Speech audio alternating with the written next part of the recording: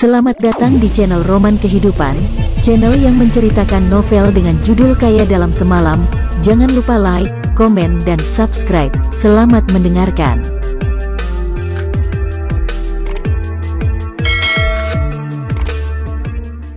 Bab 511. Memutus hubungan pertemanan. Dia saja sudah mati, apa yang bisa dilihat lagi? Tian Xiaoe berkata dengan dingin. Aku tidak pernah berpikir untuk mengadakan acara pemakaman untuk Wu Yong. Aku banyak urusan, menangis-nangis, hanya membuang waktu dan tenaga emosionalku saja. Dan juga, kalau tidak cepat-cepat mengantar dia pergi, hati terasa seperti ada duri yang menusuk. Huang Ge juga selalu merasa sakit hati. Jadi lebih baik cepat-cepat dibakar saja. Tidak perlu mempersulit kita sendiri. Juga tidak perlu menyusahkan yang lain.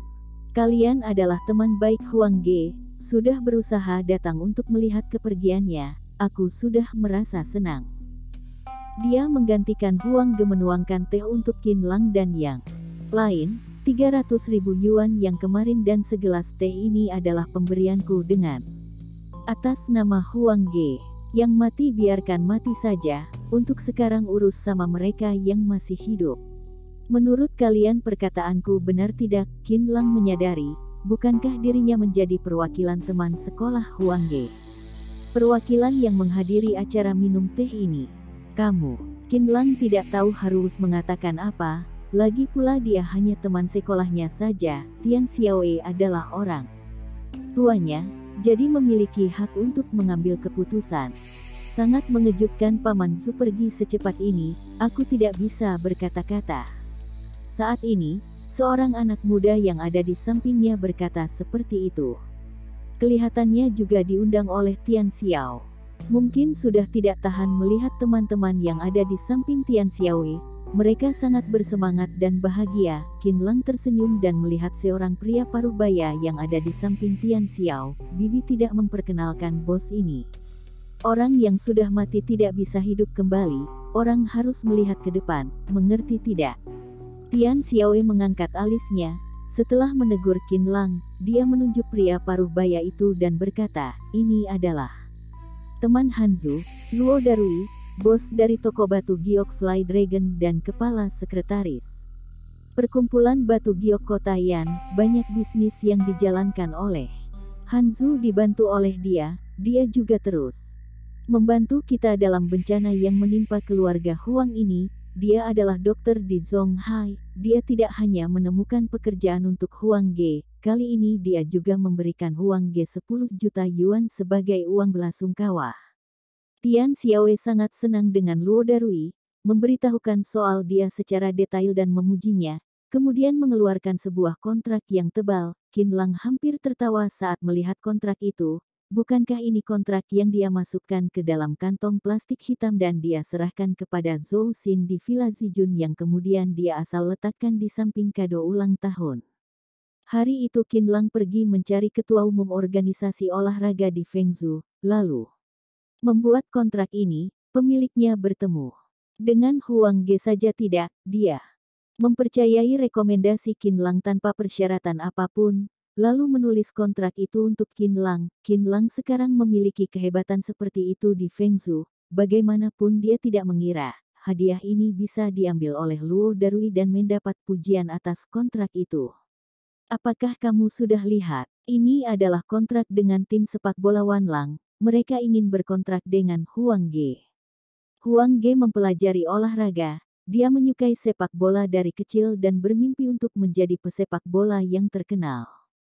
Kalian pasti mengerti akan hal itu, sekarang Darui membantu dia untuk mewujudkannya. Tian Xiao tidak melihat cemoohan Qin Lang, dia menunjuk kontrak yang ada di depannya. Dalam 3 tahun, Darui tidak hanya akan membuat Huang Ge menjadi pemain inti, tapi juga menghasilkan uang. Lebih dari 100 juta yuan untuknya. Qin Lang, Huang Ge ingin menjadi atlet papan atas, kamu mengerti tidak? Dia menoleh ke Huang Ge. Huang Ge, kamu masih tidak berterima kasih kepada ayah angkatmu. Huang Ge sangat berterima kasih kepada Luo Darui. Terima kasih atas bantuannya ayah angkat. Kematian Huang Hanzu memberikan dampak yang mendalam bagi Huang Ge. tapi rasa sedihnya sekarang tertutup oleh kontrak dari tim sepak bola dan membuat dia menantikan masa depan yang akan datang. Luo Darui melambaikan tangannya. Hanya hal kecil saja, Huang Ge tidak perlu masukkan ke dalam hati. 10 juta yuan, kontrak tim sepak bola, bagiku semua itu hal yang mudah diatur. Qin Lang hampir memuncratkan air teh yang ada di mulutnya. Tidak terduga, ternyata Luo Darui adalah orang yang tidak tahu malu. Dia batuk dan bertanya kepada Luo Darui, "Pak Luo, kontraknya benar-benar kamu yang dapatkan?" Omong kosong. Tanpa menunggu Luo Darui, Tian Xiaowei berkata dengan dingin, "Kalau bukan kakak Luo, memangnya siapa, kamu?" Qin Lang tersenyum, "Mungkin saja benar-benar aku, hahaha." Seketika setelah Qin Lang mengatakan itu, semua orang di tempat itu langsung tertawa terbahak-bahak. Mereka semua menatap Qin Lang dengan lucu. Seorang pecundang yang diundang oleh Tian Xiaowei tidak takut berbicara besar. Tian Xiaowei mengendus hidungnya. 300.000 yuan saja kamu tidak punya, pacarmu saja tidak bisa kamu bantu, kamu ingin membantu Huang Ge masuk tim sepak bola. Wan Lang adalah tim yang begitu bagus, kamu semakin tidak mengerti, dia tidak sungkan-sungkan. Jangan ikut campur dengan hal yang tidak kamu mengerti, jadi lelucon untuk kakak Luo dan yang lain saja. Huang Ge merasa tidak senang dengan Qin Lang, perkataan ibunya benar, Qin Lang hanya mencari sensasi saja, asal bicara seperti itu. Qin Lang, XX, aku meminta kalian datang hari ini untuk 4 hal. Tian Xiaowei juga tidak basa-basi, menatap Qin Lang dan yang lain. Pertama, terima kasih hari ini kalian mengantar kepergian Hanzu, datang menemani Huang Ge, sebagai kerabatnya, aku merasa sangat berterima kasih. Kedua, Tian Xiaowei kemudian melihat Qin Lang dan berkata, kalian teman lama yang tidak ada kemajuan, jangan berteman dengan Huang Ge lagi. Setelah menandatangani kontrak ini, reputasi Huang Ge harus dijaga, tidak bisa berteman dengan sembarangan orang, kalian harus mengerti. Aku hanya melakukan yang terbaik sebagai seorang ibu, semuanya demi kebaikan masa depan Huang Ge. Qin Lang mendengar itu pun tertawa, apakah kamu tidak akan menyesal? Kita tidak perlu menyesali apapun. Tian Xiaowei mencibir, kehidupan orang memiliki level yang berbeda-beda, mengerti tidak? Huang Ge nantinya akan menjadi orang terkenal, bagaimana mungkin dikelilingi oleh pecundang kan? Kamu lihat saja Gao Qiu. Dalam cerita Water Margin, bukankah dia berhenti berteman dengan teman-teman lamanya? Kenapa kita perlu menyesal? Dia merasa Qin Lang sang pecundang ini terlalu lucu berpura-pura hebat.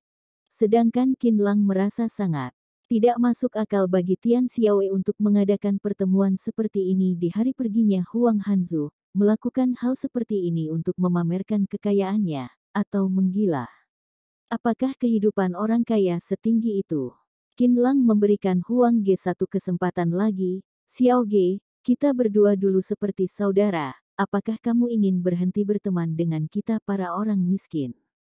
Xiao Lang, maaf, ayahku sudah pergi, masa depanku ada di tangan ibuku, aku harus menuruti ibuku. Huang Ge tiba-tiba bertingkah seperti anak kecil, semua teman sekolah yang ada di sana menghela napas dengan kecewa. Huang Ge sudah berubah, Qin Lang juga menghela napas dengan kecewa. Baiklah, aku rasa Bibi Tian juga tidak bercanda, dia juga sudah mengadakan pesta perpisahan untuk kita, kalau begitu aku setuju untuk memutus hubungan pertemanan ini demi masa depan Huang Ge yang cemerlang. Nantinya kita akan mengambil jalan kita masing-masing. Aku hanya ingin menanyakan satu hal, Huang Ge. Kejadian hari itu setelah Paman Zhu memintamu untuk meneleponku, apakah kamu tidak mengingatnya? Tanya Qin Lang. Kesan apa? Huang Ge bingung, aku tidak sadarkan diri, saat aku tersadar, aku hanya melihat ayahku sudah terbaring, pengaruh obat itu sangat kuat. Apakah kamu pergi ke rumahku? Huang Ge sangat bingung, Lia, aku juga sudah lupa, Qin Lang merasa sedih. Baiklah, Huang Ge. Tidak perlu dibicarakan lagi, mari kita rayakan perpisahan ini, tidak perlu merusak rencana. Huang Ge menjadi bintang, sekarang di internet banyak orang yang diam-diam mengambil foto, Sangat kacau, kita harus mencegah hal itu terjadi, tolong semuanya mengerti. Luo Darui merapikan jasnya, karena semua sudah beres, kita harus pergi ke Hotel Regal untuk menghadiri acara pertemuan persilatan Yanjing. Bab 512.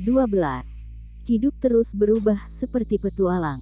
Mendengar Luo Darui berkata malam ini ada pertemuan, mata Huang Ge pun berbinar, perasaan hati terpuruknya pun langsung tersapu hilang. Sekarang Huang Hanzu sudah meninggal, Huang Ge jadi memiliki masa depan yang cerah untuk pesta perpisahan ini.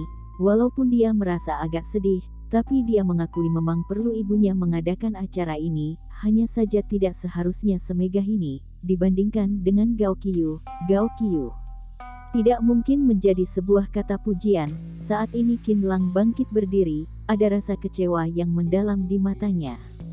Bibi Tian, 300.000 yuan yang Bibi semalam berikan padaku itu uang untuk memutus hubungan pertemanan ini ya. Anak muda, hubungan kalian itu, kalau aku berkata jujur, 300.000 yuan saja tidak sebanding, aku sudah berbaik hati memberikanmu sebanyak itu. Aku orang yang berhati baik, secara khusus memberitahukan kepada kalian, nantinya jangan benci kepada Huang Ge, benci aku saja. Tian Xiade berkata dengan bangga, bahkan melihat Qin Lang saja tidak. Qin Lang menatap Tian Xiaoe dengan serius, baiklah kalau begitu, aku mau memberitahu kalian, hari ini bukan acara yang menyenangkan, aku menerima keputusan ini, kedepannya, aku dan Huang Ge, keluarga Huang, tidak ada hubungan apa-apa lagi, hubungan yang Paman Zhou dan Huang Ge bangun selama ini dengan kita hilang begitu saja. Kenapa Qin Lang hari ini datang menghadiri undangan Tian Xiaoe? Karena dia merasa Tian Xiaoe sangat putus asa, tidak memiliki kestabilan emosional yang baik, bisa memaki-maki dia dan Zhong Yu. Lagi pula 300.000 yuan yang diberikan kepada mereka itu uang sungguhan, jadi, karena hubungan mereka dulu, Qin Lang ingin mendukung Huang Ge dengan baik, membalas kebaikannya, tidak mengira, Tian Xiaoe mengusir dia seperti mengusir seekor lalat. Satu kata, yaitu khawatir Qin Lang dan yang lain akan mempengaruhi perjalanan Huang Ge menjadi bintang. Maksudku memang seperti ini, kita nantinya lebih baik tidak ada hubungan apa-apa lagi, karena kita sama sekali tidak akan berhubungan lagi, kata Tian Xiaoe dengan tidak sabar. Qin Lang yang mendengar itu pun hanya bisa menghela napas. Seperti malam ini kita akan pergi menghadiri pertemuan persilatan kelas atas di Yanjing, sedangkan kalian hanya bisa pulang ke kamar kos kalian dan makan mie instan. Itu adalah perbedaannya, garis paralel yang akan ada selamanya, tidak akan menjadi satu lagi. Tian Xiaoe mengangkat pundaknya, terlihat bangga, menatap orang-orang itu dengan jengkel. Huang Ge, Tian Xiaoe, aku malu pernah kenal dengan kalian. Paman Zhu baru saja meninggal dunia, kalian sudah melakukan hal seperti ini, maaf, sampai berjumpa lagi. Tidak, tidak akan berjumpa lagi. Anak muda yang barusan melawan. Perkataan Tian Xiaoe pun bangkit berdiri dan pergi begitu saja. Tian Xiaoe menatap sosok anak muda itu dari belakang. Kehidupan kita berbeda jauh, tapi datang ke sini membicarakan perasaan, tidak tahu malu ya. Seperti kalian lebih kaya dari kita dan bisa membantu kita saja. Membenci orang miskin dan menjilat orang kaya, menilai orang dengan tatapan jahat, rasa benci dan jijik yang mendalam, seperti membuang beberapa pasang sepatu, hanya untuk menghina, sama seperti berbincang dengan sepatu. Qin Lang mencibir, tidak ada yang ingin dia katakan lagi, tapi dia mendengar panggilan hatinya dan datang ke kuburan Huang Hanzu. Bukannya Qin Lang memiliki hubungan yang sangat dekat dengan Paman Zhou, melainkan perasaan perubahan hidup yang begitu drastis, hidup yang terus berubah dan dingin. Sesampainya di kuburan, dia baru sadar Tian Xiaoe tidak hanya mengkremasi Huang Hanzu lebih cepat, melainkan juga menghantar kepergian ayah dari anaknya sendiri dengan berantakan. Kuburannya sangat kecil dan terpencil dan juga batu nisannya terbuat dari batu biasa. Bahkan nama Huang Hanzu juga tertulis dengan tidak jelas, bahkan beberapa tangkai bunga yang diletakkan di depan batu nisannya juga terlihat sangat berantakan. Perasaan Qin Lang campur aduk, duduk di samping batu nisan itu memikirkan akan kehidupan, bagaimana seharusnya hidup tanpa penyesalan. Wanita seperti Tian Xiaowei sebenarnya tidak pantas menjadi orang, dia gila hormat. Sombong dan dingin, Qin Lang merasakan amarah yang sangat mendalam, juga rasa sakit hati yang tidak terbayangkan. Dia sendiri membeli miras mahal, lalu membeli banyak bunga, lalu mendoakan orang yang sudah meninggal ini, yang dulu pernah memberikan kehangatan baginya di saat terpuruknya. Dia tahu, banyak kuburan seperti ini di dunia, terpencil dan tidak berdaya. Kuburan Huang Hanzu cepat atau lambat pasti akan ditelantarkan, karena anggota keluarganya sama sekali tidak peduli dengannya. Setelah Qin Lang melakukan semua itu, merasa semua yang seharusnya dia lakukan sudah dia lakukan.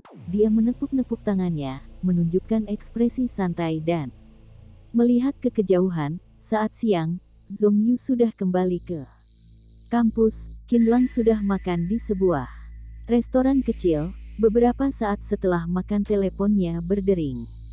Ternyata soal giok kemarin, tidak tahu bagaimana Zhong Suesan bisa tahu, apakah ini sudah keterlaluan. Beraninya menindas keponakan dan istri keponakan sendiri, bukan siapa-siapa lagi. Zhong Suesan sangat kesal akan masalah kecil ini. Beberapa saat kemudian, Zhong Suesan membawa belasan orang muncul. Di tangannya ada 45 pria dan wanita. Qin Lang melihatnya. Di antara mereka ada wanita paruh baya yang kemarin memeras Zhong Yu. 5 orang terlihat ketakutan, dipukuli hingga lebam-lebam, diberikan pelajaran dengan keras. Wanita paruh baya itu melihat Qin Lang sedang melihat dirinya pun langsung ketakutan dan merinding. "Tuan, aku kemarin di Fly Dragon sedang melakukan pemeriksaan, pada akhirnya menangkap pencuri-pencuri ini." Wanita ini bernama Liu Hongyan, spesialis dalam keramik. Setelah mengatakan itu, Zhong Suesan melambaikan tangannya, kemudian seorang pria menendang Liu Hongyan dengan keras. "Aku sudah memeriksa rekaman CCTV di daerah itu. Wanita ini muncul 4 kali di toko batu giok Fly Dragon dalam 1 jam. Setiap kali membeli giok lalu dirusak. Faktur pembeliannya ada di sini." Setelah mengatakan itu, Zhong Suesan memesan semangkuk mie, sambil makan sambil menyerahkan faktur itu kepada Qin Lang. Qin Lang melihatnya. Dari 50.000, 100.000, 300.000, unicorn giok yang dia peras kepada Zhong Yu adalah yang paling mahal. Orang-orang ini memang bersekongkol melakukan ini. Setelah membeli giok, mereka mengancam meminta kompensasi. Ada yang berpura-pura menjadi orang yang berlalu lalang, ada juga yang berpura-pura menjadi partnernya. Semuanya bekerja sama. Zhong Yu mengambil mie sedikit, lalu menunjuk orang-orang itu dengan sumpit dan berkata seperti itu. Dia tertawa. "Tuan besar, tukang keramik profesional." Qin Lang tidak terkejut. Kemudian dia menatap Liu Hongyan. "Toko batu giok Fly Dragon juga bekerja sama dengan kalian?" Liu Hongyan tidak menjawab dengan bertatap muka, melainkan memeluk kepalanya di tanah dan berkata, "Kalian sedang melanggar hukum. Kalau melukai orang harus masuk penjara." Setelah selesai mengatakan itu, plak, seorang pria besar yang kuat di samping Zhong Suesan langsung menamparnya. "Jangan banyak omong kosong, jawab saja pertanyaannya." Liu Hongyan mengeluarkan suara kesakitan, mulutnya mengeluarkan darah. Dia berusaha melawan untuk sesaat, tapi kemudian diinjak oleh seseorang. Qin Lang meletakkan sumpitnya, mencondongkan badannya ke bawah, lalu berkata kepada Liu Hongyan, "Kamu sudah lihat, teman-temanku ini temperamennya tidak baik, sudah biasa bagi mereka untuk membuat orang kehilangan kaki atau tangan. Kalau kalian bertingkah buruk dan tidak memberitahukan yang sesungguhnya kepada kita, nantinya kalau kalian berjalan di jalanan, lalu dilintas mobil kan kacau." Kemarin Zhong Yu dan Qin Lang sedang manis-manisnya bersama, tapi menerima pemerasan, hingga membuat Zhong Yu tidak senang. Saat itu demi menjaga perasaan hati Zhong Yu, Qin Lang juga tidak menghentikan Tian Xiao membayarnya. Kalau masalah ini tidak dia selesaikan untuk Yu, bagaimana Qin Lang bisa membiarkan begitu saja? Bab 513. Bagi hasil. Saat ini, Zhong Suesan mendorong mangkoknya, lalu berkata, "Dilindas mobil terlalu ringan untuk mereka, langsung berikan mereka untuk dimakan anjing saja, agar dicabik-cabik." Hawa rasa ingin membunuh di udara menjadi berat. Liu Hongyan merinding, lalu berkata dengan takut, "Jangan bunuh aku akan menjelaskan semuanya, kita adalah bawahan Luo Darui." Di dunia giok, kerusakan adalah hal yang biasa. Luo Darui mengambil giok yang rusak dari pasar lain, lalu menyerahkannya kepada kita, toko batu giok Fly Dragon sebagai kedok, berpura-pura bertransaksi dengan kita, mengeluarkan faktur palsu, lalu membawa giok rusak ini mencari korban yang kemudian dituduh merusak giok ini. Kalau target kita merasa dicurangi, kita bawa target kita kembali ke tokonya, lalu tokonya akan membuatkan sertifikat palsu untuk kita. Sebagai tambahan kita juga menyamar menjadi pejalan kaki, target kita juga tidak bisa menjelaskan dengan jelas, pada akhirnya akan membayar uang kompensasi itu. Dia menjelaskan semua modus menjijikkannya. Kemarin kita melihat pacarmu tergesa-gesa memegang keranjang sayur melewati sebuah gang, kita merasa seorang wanita muda adalah target yang mudah, memiliki temperamen yang baik, jadi seharusnya berani mengeluarkan uang, jadi kita membawa orang untuk mendekati dia. Setelah Liu Hongyan selesai berbicara, Qin Lang menyipitkan matanya, "Kalau begitu, Tian Xiaowei juga bekerja sama dengan kalian?" "Tidak, Tian Xiaowei ini memang sering pergi ke toko batu giok Fly Dragon, tapi dia tidak tahu akan keberadaan kita. Hari itu saat dia membayar untuk kita, aku sengaja menabrak dia, lalu pemilik tokonya datang untuk mengganti giok yang rusak itu dengan giok yang bagus.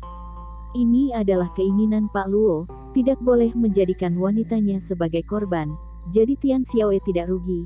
Kita juga berpikir kalian adalah orang jujur yang pasti akan mengembalikan uang itu kepada Tian Xiaowei. Dengan begini toko gioknya mendapatkan uang untuk giok itu, kita tidak rugi, hanya kalian yang terjebak." Setelah Liu Hongyan mengatakan itu pun dia merasa bangga dan menikmati kebanggaan akan pekerjaannya ini. Tumpukan giok itu sudah sering kita gunakan, yang rusak sudah tidak berbentuk lagi, akan terakhir digunakan untuk transaksi dengan kalian, nantinya akan menggunakan giok yang lain untuk memeras. Sungguh rencana yang bagus ya. Tatapan Zhong Suesan dingin, dia merasa sangat ingin menamparkan Liu Hongyan ini, sungguh, dia biasanya tidak main tangan, hanya saja masalah ini membuat dia sangat marah, beraninya memeras Master Qin. "Kalian berkeliaran seperti ini, memangnya tidak ada orang yang lapor polisi?" "Tentu saja, ada." Liu Hongyan menutup wajahnya yang hampir menangis karena dipukul, tapi bisa apa? Pak Luo dalam dunia giok di Yanjing sangat berpengaruh, dia memiliki mata-mata yang baik dan memiliki hubungan yang baik dengan aparat. Jangankan ratusan ribu transaksi, bahkan sampai merenggut nyawa orang saja bisa diurus oleh Pak Luo. Dia memiliki hubungan erat dengan Sky Eagle. Kalau dia menemukan masalah yang tidak bisa dia selesaikan sendiri, Sky Eagle akan membantu dia menyelesaikannya. Liu Hongyan adalah orang yang menarik. Sekali melihat situasi hari ini, dia tahu dia menemukan masalah yang sulit dia lewati. Lawannya tidak menggunakan akal sehat, pasti akan lebih keji dari mereka. Jadi dia memberitahukan segalanya yang dia tahu. Tentu saja, dia membayangkan dalam hati, kalau dia memberitahukan soal Luo Darui, akan banyak orang di dunia ini yang memandang dia, masalah besar akan menjadi masalah kecil dan masalah kecil akan menghilang. "Temanku, aku tahu kamu tidak baik untuk disinggung, jadi aku sudah memberitahukan semua yang aku tahu. Kita semua hanya bawahan, sekali memeras kita bisa mendapatkan keuntungan 2.000 yuan. Di keluargaku ada seorang wanita tua berumur 80-an tahun, dia sakit parah dan hanya terbaring di kasur, kalau bukan aku yang merawatnya, pasti sudah meninggal sedari lama. Kalian, lepaskan aku ya, kasihani aku." Setelah mengatakan itu, Liu Hongyan bangkit berdiri, lalu sembah sujud kepada Qin Lang. Teman, maafkan aku untuk kali ini, aku salah menilaimu, aku tahu aku salah, nantinya tidak akan berani lagi. Aku akan mengembalikan 300.000 yuan itu, kembalikan padamu. Teman, memangnya kamu pantas? Zhong Xuesan sangat marah. Kata-kata teman ini saja tidak berani aku ucapkan kepada Tuan Qin. Kamu beraninya terus memanggil dia itu, Lia. Iya, Tuan. Liu Hongyan sembah sujud lagi. Kalian mendapatkan uang dengan cara seperti ini, apakah kalian tahu berapa banyak keluarga yang hancur dan berhutang karena kalian? Qin Lang menendang dia, kalau kamu bekerja sama dengan baik, aku akan mempertimbangkan untuk mengurangi durasimu di penjara. Perkataan Liu Hongyan barusan sudah sedari tadi direkam oleh Qin Lang. Setelah dia mengirimkan rekaman itu kepada Zhong Yu, dia langsung menelepon Chen Weimin wali kota dari Fengzhou, lalu Chen Weimin langsung melaporkan situasi itu kepada pihak yang bersangkutan di kepolisian. Tidak peduli apa latar belakang Luo Darui, dia memiliki hubungan dengan siapa, dia sudah tidak bisa ditoleransi lagi, harus diperiksa secara menyeluruh. Chen Weimin memberikan instruksi di telepon. Saat malam jam 7, Qin Lang langsung pergi ke Hotel Regal, menghadiri acara pertemuan dunia persilatan. Dia pergi sendiri, tidak membawa siapapun, juga tidak memberitahukan siapapun untuk menyambutnya. Tuan Besar Zhong seharusnya hadir malam ini. Malam ini Hotel Regal sangat sibuk, banyak mobil yang datang dan pergi, sangat ramai, tidak hanya figur penting dalam dunia seni bela diri dan Taoisme di Yanjing yang berkumpul, tapi juga berbagai keluarga besar berkumpul di sini. Keluarga Zhou, keluarga Chang, keluarga Lu, Song Xiundari, keluarga Song, keluarga Zhong dan juga keluarga Song Zhongping. Malam ini semua datang, ditambah lagi banyak pebisnis kota Yanjing yang memegang gelas minuman di tangannya dan saling berbincang dan bercanda tawa. Para pria mengenakan jas dan sepatu rapi, para wanita mengenakan gaun sutra dan satin, semuanya memegang gelas minuman. Suasananya sangat ramai. Saat ini figur paling penting belum muncul, semua orang menunggu di luar, bersiap untuk menduduki tempat mereka. Luo Darui, Tian Xiaowei, Huang Ge juga datang. Mereka langsung mendapati kehadiran Qin Lang. Qin Lang, kamu kenapa ada di sini? Bukankah Lou Xiaohu berkata tiket masuk ke sini sulit untuk didapatkan, jadi dia tidak mendapatkan tiket ekstra? Kalau begitu bagaimana Qin Lang bisa masuk?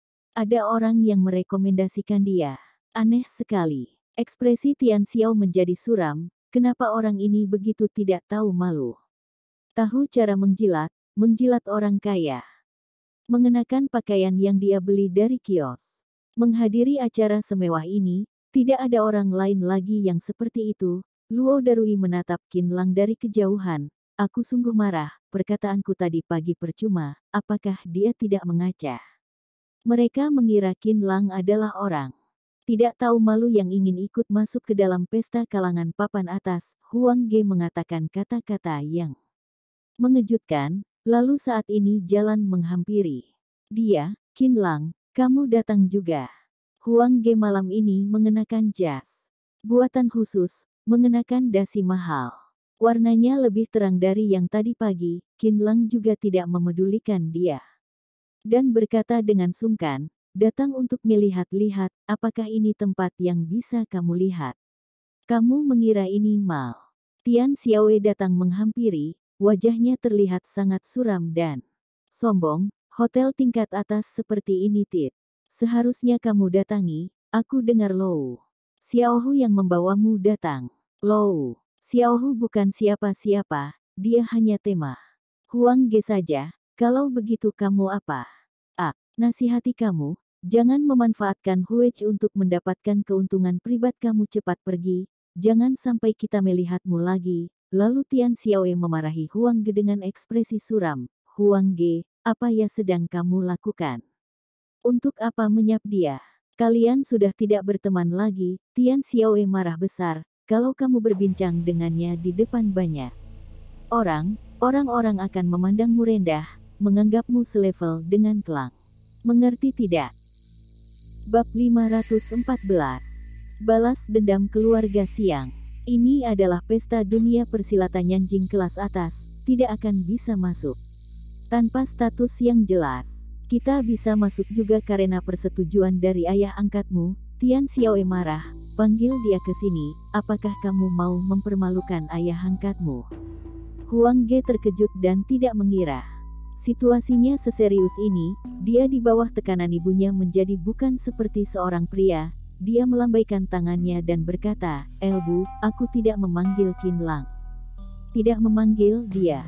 Tian Xiaoe terkejut, lalu merespons dengan berkata kepada Qin Lang, "Kalau begitu kamu datang untuk mempermasalahkan apa? Sungguh menyebalkan, bukankah tadi pagi sudah aku beritahu, kedepannya kalian jangan sampai berpapasan dengan kita lagi.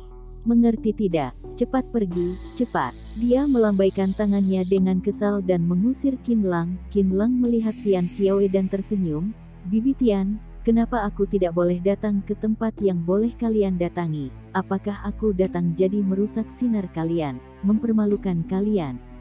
Kita tidak ada hubungan apa-apa kan? Aku juga datang untuk menghadiri pesta ini, tidak ada hubungannya dengan kalian. Malam ini adalah hari reuni dunia persilatan." Qin Lang tidak ingin berseteru dengan Tian Xiaoe. "Oh, kamu juga menghadiri acara ini?" Tian Xiaoe mencibir, "Kamu seorang pecundang, untuk apa menghadiri pesta ini? Ayolah, tidak perlu berpura-pura menjadi orang hebat. Saat kamu berkuliah, kamu makan saja tidak mampu, tapi sekarang bersikap angkuh. Sungguh tidak terselamatkan lagi. Kamu jangan pura-pura hebat dan mempermalukan diri seperti itu. Kalau kamu sekarang tidak berdiri dengan kita, kamu bahkan tidak bisa berdiri di luar selama 3 menit. Petugas keamanan pasti akan mengusirmu pergi tidak jauh dari mereka." Luo Darui juga menggelengkan kepalanya, bermaksud Qin Lang tidak tahu diri. Huang Ge juga mengerutkan keningnya, sudah jelas karena terpengaruh oleh ayah angkat dan ibunya, membuang perkataan yang mengatakan teman satu asrama akan datang menghadiri pesta bersama-sama. "Huang Ge, ayo pergi, jauhi orang ini. Agar kita tidak dipermalukan." Tian Xiaoe menarik Huang Ge pergi. "Kita lihat kalau kita tidak melindungi dia, dia bisa berpura-pura berapa lama di sini." "Kamu Qin Lang." Saat Luo Darui dan Tian Xiao menunggu untuk melihat Qin Lang menjadi lelukon, tiba-tiba terdengar suara yang dingin dari samping mereka. Kemudian, 7-8 pria dan wanita datang menghampiri. Yang paling depan adalah seorang anak muda, berkepala botak, mengenakan sepatu militer dan memancarkan aura yang luar biasa. Xiang Feilong mengikutinya dari belakang, dengan senyuman lisik di wajahnya. Qin Lang menatap mereka dengan dingin. Teman maupun musuh juga berkumpul, keluarga Xiang juga datang. Tapi bisa dibayangkan, Xiang Feilong yang menjadikan dirinya sendiri master nomor 1 di Tiongkok, bagaimana mungkin tidak datang? "Anak muda, ini adalah kakakku, Xiang Feixiong," dipanggil orang-orang Crazy Xiong. Xiang Feilong berkata, "Kamu masih berlutut dan menyapa." Kakinya sudah cacat, berdiri juga terlihat sangat menyedihkan. "Dendam keluarga Xiang seluas lautan, jangan mengira kita sudah selesai. Hari ini, aku ingin memanfaatkan momen ini," kata Xiang Feilong. Tapi dalam perkataannya itu, sudah jelas ada rasa takut yang mendalam terhadap Qin Lang. Matanya terlihat tidak tenang. Hari itu, bawahan yang dikirim oleh keluarga Xiang semuanya dikalahkan. Bagaimana mungkin Xiang Feilong tidak terkejut? Itu adalah kabar yang menggemparkan, tapi dendam ini tidak mungkin dibalas. Saat ini di mata keluarga Xiang, Qin Lang yang terlihat lembut dan elegan ini adalah seorang dewa pembunuh. Asalkan ada Xiang Feixiong semuanya tidak bisa diterima. Di kejauhan, Luo Darui dan Tian Xiaoe melihat kejadian itu. Lihat saja. Ada orang yang datang memarahi Qin Lang. Orang-orang ini tidak tahu apa-apa, tidak punya integritas, semuanya berkata ini bukan tempat baginya. Kenapa masih tidak mendengar? Qin Lang menatap Xiang Feilong dan berkata, "Buka jalan. Anak muda, kamu memang benar gila ya." Xiang Feixiong tersenyum, "Kamu hebat sekali ya, berani mencari masalah dengan keluarga Xiang. Begini, hari ini adalah hari yang baik. Untuk sekarang aku tidak ingin melihat pertumpahan darah. kamu berdiri di sini, biarkan adikku melepas emosinya.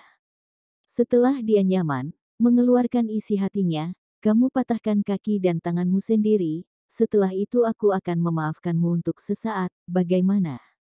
Jangan menolakku, orang sepertiku sangat benci direndahkan oleh orang lain. Dia menatap Qinlang, hari itu bawahan keluarga Xiang pergi menyerang, memakan banyak korban, hari ini Crazy Xiong muncul, Qinlang pasti bukan tandingannya, karena di keluarga Xiang, jangan melihat Xiang Feilong menjadi master nomor 1 di Tiongkok, sebenarnya, Xiang Feixiong dan Xiang Feilong tidak sama, hanya saja, dia tidak ingin terlalu menunjukkan diri, tapi terhadap Qinlang, masalah ini harus diselesaikan. Sekarang masalahnya sudah tersebar, memberikan dampak buruk bagi reputasi keluarga Xiang, tapi dia paling suka mengalahkan musuhnya tanpa bertengkar. Saat ini, Tian Xiaoe mendekat untuk melihat Qinlang diusir keluar dan dipukuli hingga giginya copot. Tentu saja dia tidak tahu hubungan Qinlang dengan keluarga Xiang. Qinlang berkata dengan datar, kalau tidak minggu, kalian akan sial. Setelah mengatakan itu, semua orang di situ pun terkejut. Huang Ge dan yang lain menarik napas dingin menatap dia. Kakak, kamu sedang berhadapan Xiang Feilong dari keluarga Xiang. Sial. Benar saja, Xiang Feixiong mencibir, baiklah, harus diberi pelajaran. Pak, Xiang Feixiong tiba-tiba merasakan angin dingin yang berhembus lewat, indera perasanya sangat sensitif, dia langsung melangkah mundur, lalu melihat ada tangan yang menyerang ke arah Xiang Feixiong. Xiang Feixiong menahan tangan lawannya, tapi tangan itu seperti gelombang air, tiba-tiba berbelok menjadi bentuk yang luar biasa. Wajah Xiang Feixiong pun terkena pukulan. Qinlang menggunakan metode clavicula milik Samite, teknik aneh yang diajarkan oleh pemujaan terhadap rembulan. Jadi Xiang Feixiong tidak siap, dia tidak bisa menghindari serangan itu. Xiang Feixiong tidak siap dan secara mengejutkan terkena serangan seperti itu. Pun marah dan malu, ini adalah perkumpulan para pesilat kelas dunia, tidak tahu berapa banyak orang yang melihat kejadian itu. Dirinya dipukul oleh seorang anak muda. Seni bela diri macam apa ini? Xiang Feixiong tidak banyak berpikir dan langsung melompat. Terdengar suara, lalu tidak tahu sedari kapan banyak orang dari luar pun masuk ke dalam. Di dalam ada 3 lantai, di luar juga ada 3 lantai. Semuanya dipenuhi oleh orang-orang anggota keluarga Xiang. Siapa yang mengganggu berjalannya acara? Terdengar suara yang dingin. Kelilingi. Hari ini tidak memperbolehkan keluarga Xiang bertindak liar. Terdengar suara lain lagi, lalu terlihat sekelompok pria memperluas lingkar kelilingnya. Xiang Feilong pun terkejut. Ada seorang pria tua mengenakan jas berjalan dengan gagah. Dengan ada orang tua lain yang memarahi Xiang Feilong mengenakan pakaian tradisional seni bela diri, maju dan menjulurkan tangannya. Pak Zong, Song Xiyun datang memberi hormat. Hehe, Tuan Song, acara hari ini adalah pesta besar bagi lingkaran seni bela diri dan Taoisme di Yanjing. Xiang Feilong ingin menggunakan kekuatannya untuk mengacaukan pesta ini, bagaimana? Menurutmu? Tanya Zhong Jiushen, sambil menatap dan terlihat marah. Aku, Song Xiyun, juga termasuk orang terkenal di lingkaran seni bela diri dan pesilat Yanjing, tentu saja ada kewajiban untuk menjaga kelangsungan pesta ini. Pak Xiang adalah master generasi pertama, tapi juga tidak boleh seenaknya. Xiaoyu. Song Xiaoyu keluar dari kerumunan, lalu menundukkan badannya. Ayah, ditunggu perintah Anda. Siapa yang tidak terima dan mencari masalah dengan Tuan Qin, bunuh saja mereka. Teriak Song Xiyun. Baik, jawab semua bawahannya. Zhong Jiushen tentu saja memberikan perintah yang sama. Keluarga mereka berdua sebenarnya memiliki status yang lebih rendah dibandingkan keluarga Xiang. Tapi kalau jumlah orang, sumber daya keuangan, keluarga Xiang kalah jauh, biasanya mereka tidak akan berani menyinggung keluarga Xiang. Bahkan saat bertemu saja pasti akan menganggukkan kepala mereka. Tidak mengira malam ini demi Qinlang, mereka bersiap untuk bertarung dengan keluarga Xiang. Bab 515. Pura-pura hebat. Zhong Jiushen, Song Si-yun. Kalian berani melawanku secara terbuka. Siang Feilong mengayunkan kakinya yang cacat dan rambutnya beterbangan hingga berantakan. Tidak berani, Pak Siang. Hari ini adalah acara pertemuan para pesilat. Hari besar yang penting, tolong Anda menahan diri ya. Zhong Jiushen menjadi lebih sungkan. Asalkan tidak main tangan saja sudah cukup. Keluarga Siang ingin melakukan apa? Balas dendam. Pesta ini bertujuan untuk menjalin hubungan dengan satu sama lain. Kamu datang untuk balas dendam dan memancing perkelahian. Menjalin hubungan apa jadinya? Kenapa kaki Siang Feilong pincang? Bukankah dia master nomor 1? Apanya master nomor 1? Hanya menggertak saja. Lihat saja anak muda itu sama sekali tidak takut dengan mereka. Kalau ada masalah apa cepat selesaikan. Keluarga Siang kali ini mempermalukan lingkaran seni bela diri saja. Benar, sungguh tidak tahu malu, menggunakan kekuasaannya untuk menindas orang lain. Alhasil apa? Malah dikepung orang-orang berbisik membicarakan mereka. Mereka takut akan balas dendam keluarga Siang, tapi perkataan mereka masih terdengar oleh anggota keluarga Siang. Wajah Siang Feilong dan Siang Feixiong terlihat menahan amarah. Mereka hanya bisa mundur di depan bisikan orang-orang ini. Qinlang, kamu tunggu saja. Ekspresi Siang Feixiong menunjukkan dia sangat marah, tapi juga tidak berani bertindak, hanya terkejut. Seorang Qinlang kenapa bisa dibantu oleh keluarga Song dan keluarga Zhong? Saat ini, Tian Xiaowei yang menunggu Qinlang mempermalukan dirinya, hanya melongo membuka mulutnya lebar-lebar. Dia tidak bisa mengungkapkan rasa terkejutnya dengan kata-kata. Sedangkan Huang Ge dan Luo Darui juga terkejut melihat semua itu. Apa? Qinlang yang mengenakan pakaian dari kios kecil memiliki martabat setinggi ini, juga kemampuan seni bela diri yang begitu mendalam dan tinggi tingkatnya. Barusan dia menamparkan Siang Feixiong. Kalau tidak bisa seni bela diri, tidak mungkin dia bisa melakukannya. Dan juga keluarga Song dan keluarga Zhong melindungi Qinlang. Tian Xiaowei pun merinding. Dia merasa sepertinya dirinya sudah salah, tapi kemudian dia berpikir, ini hanya kebetulan kan? Keluarga Song dan keluarga Zhong hanya ingin menjaga ketertiban saja, bukan melindungi Qinlang. Apakah mereka tidak tahu apa-apa soal Qinlang? Tian Xiaowei meyakinkan dirinya sendiri, kejadian Qinlang ini hanya sebuah kebetulan, tapi dia melupakan sesuatu. Song Si-yun barusan jelas-jelas mengatakan dia melindungi Tuan Qin. Semenjak Song Si-yun melihat sendiri kemampuan Qinlang, Song Si-yun menganggap Qinlang sebagai sage seni bela diri, ditambah lagi dengan jatuhnya keluarga Sun memberikan keuntungan bagi keluarga Song. Dia sangat peduli, penuh rasa terima kasih dan hormat kepada Qinlang.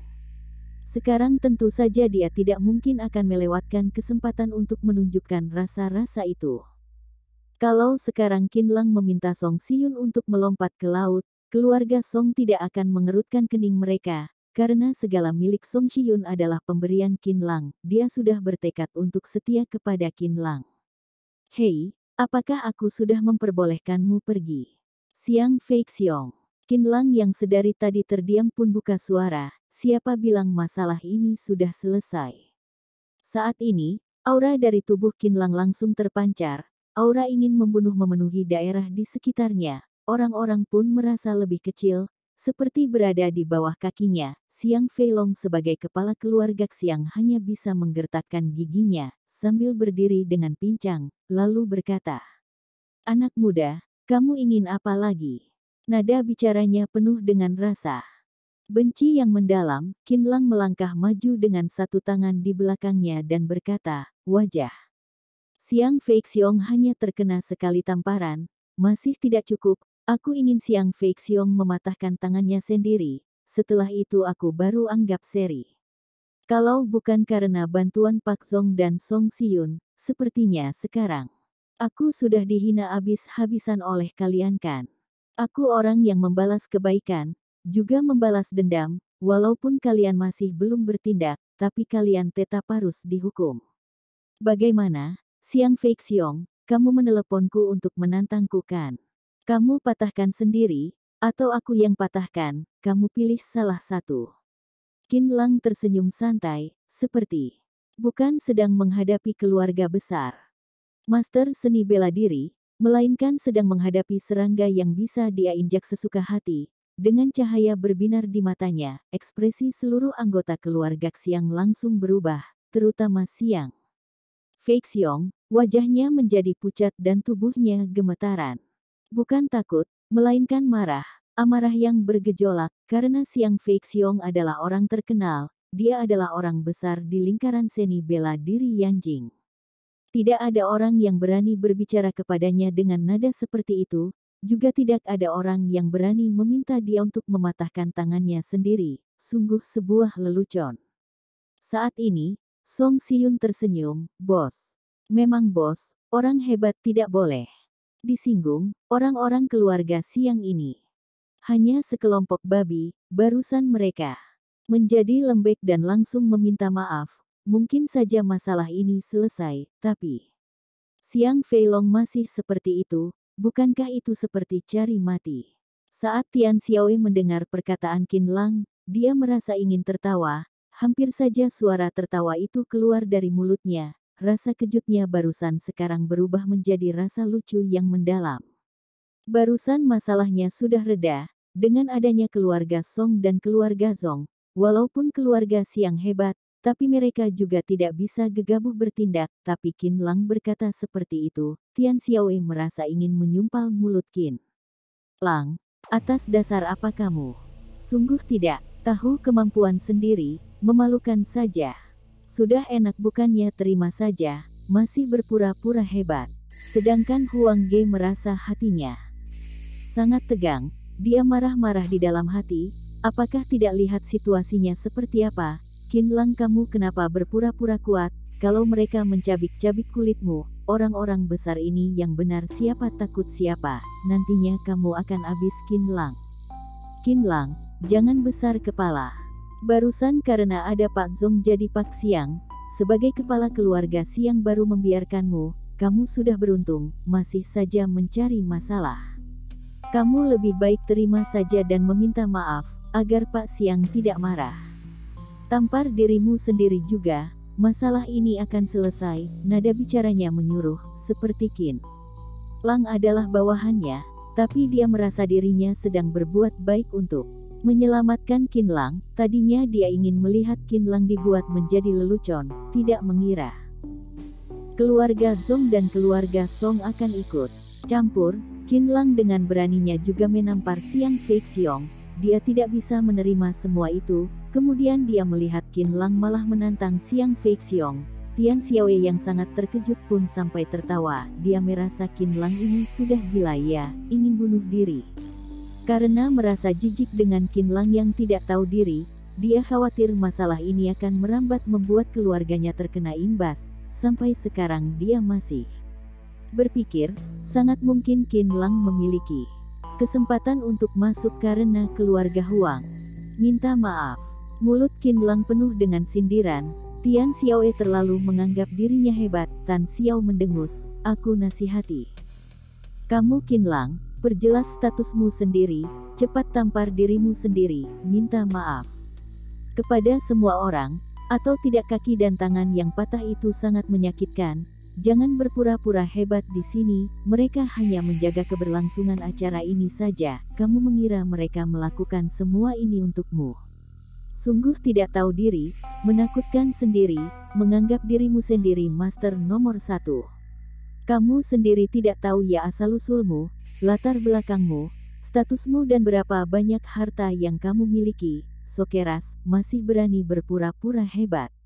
Hehe. Qin Lang hanya tersenyum. Sepertinya, kamu tidak berhak untuk mengajariku.